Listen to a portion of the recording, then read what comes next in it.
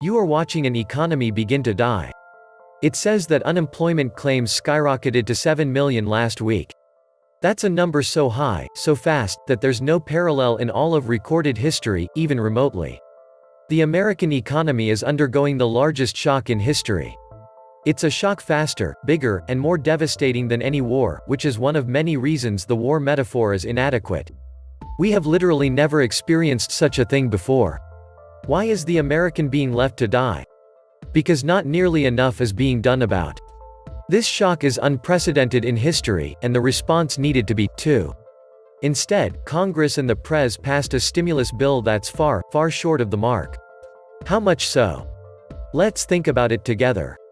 The first reason the economy is dying is that the stimulus is inadequate because it's simply far too little. We're going to do a little math together, don't get scared, it's math any grade schooler can handle. How large is the US economy?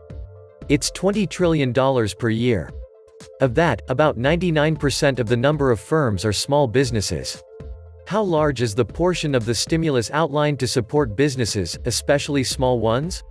$500 billion. Are you seeing a problem here yet? You should.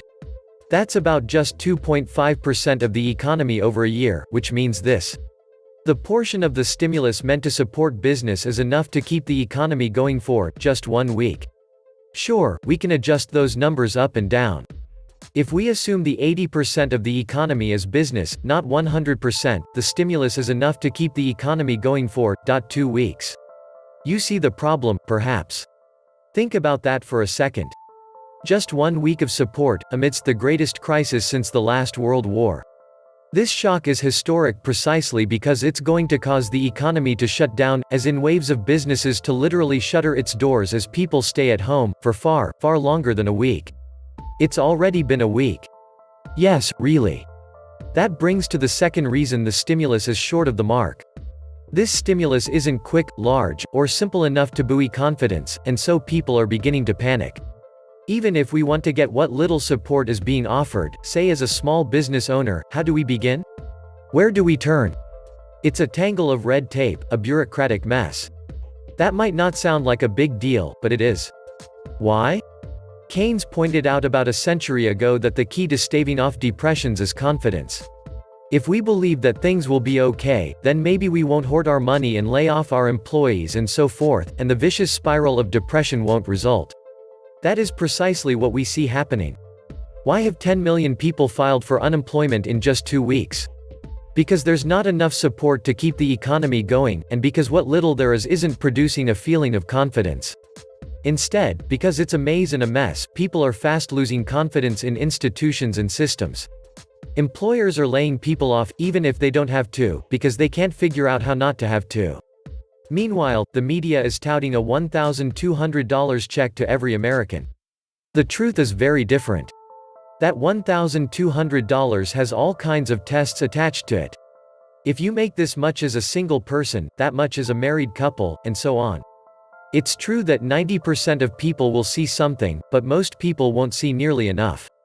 The economy is $20 trillion. The US has 127 million households, give or take. Divided equally, that produces income per household of about $150,000. But of course, Americans aren't nearly that rich. Median income is only about $60,000, because the rich skim a full half the economy right off the top. $60K is about $1,100 a week. That means the much vaunted stimulus check equals about just a week's worth of the average person's income. Do you see the weird parallel here? The stimulus is so small it supports businesses for just 1 week. And exactly the same is true for people, it supports the average person for just 1 week, too. Just 1 week. It's already been more than a week. That brings us to the third reason this stimulus is inadequate. What good is it supporting people and businesses for just 1 week, with all kinds of strings attached, when the crisis will last months? That money won't be paid out for several more weeks, perhaps months in many cases. And the conditions attached to it make it a sum that's almost meaningless for many people. Are you seeing the problem again? And who knows how to get it all? How much you will get? Hence, people are beginning to panic. That is why 10 million have filed for unemployment in the last 2 weeks alone. Now let's think of unbelievably destructive that really is. How much is 10 million people, anyways? The US labor force is about 164 million people. 10 million is already 6% of it. That might not sound like a lot, but it's about 3% a week. If that trend continues, it'll be 12% in a month. 24% in 2 months. That's a quarter of the economy, filing for unemployment, in a matter of weeks. That's 50% in 4 months. How long do you think coronavirus will last? 2 months? 3? 4? Coronavirus is an extinction-level event for modern economies. That is why all this is an event the likes of which the modern world has never really seen before. Not even in war, natural calamity, or financial crisis. Because when a society reaches even about 25% or so of sudden, irreversible, long-term, hardcore unemployment, the economy is more or less finished. It cannot recover for generations. That number means that huge numbers of businesses are shuttered, jobs are destroyed never to come back, incomes vanished, savings gone, homes foreclosed on. You can see it in everyday life, doctors fashioning masks from pizza boxes, the dying sharing ventilators. All this reflects the simple fact the American government didn't do nearly enough about the greatest economic shock in modern history. It barely did anything at all. Money at this scale is just a social fiction. The government can and should support the economy for as long as it takes, guaranteeing both business and personal incomes, as well as writing checks every single month. No, there won't be inflation.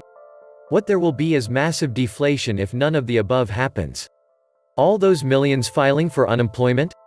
That means wages fall massively, and prices follow, too. Think of it like filling a hole. Coronavirus has shredded a massive, gaping hole in the heart of the economy. Money in an event like this is a social fiction.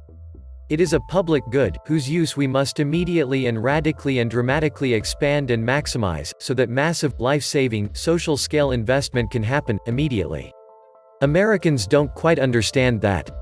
There are times when societies need to go into massive debt, which really means invest massively, so that everyone and everything, including life as they know it, can survive. That simply means they need to allow their mechanism of collective action, the government, to borrow artificially limited resources from itself tomorrow for everyone, today, or else we don't have much of a tomorrow. This is one of those moments. Or else. Life as we know it implodes. Will Americans get that though? Before it's too late?